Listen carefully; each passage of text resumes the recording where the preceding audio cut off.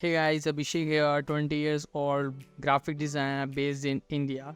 So today we are talking about background removal and my favorite tool is pen tool. Pen tool is all about selection like Adobe Illustrator.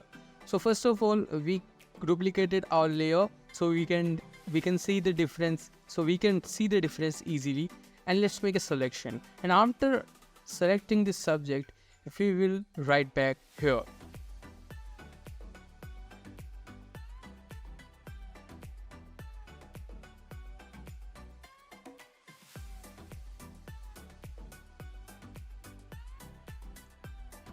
After closing the path, right click and make selection, press OK, and just have a look.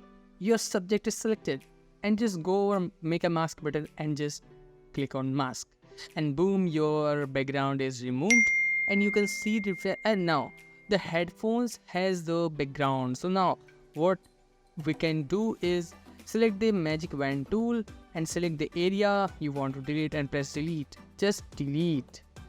So it's all about a wrap up, guys, for this video. How this video hits you, please write in the comment section by signing off.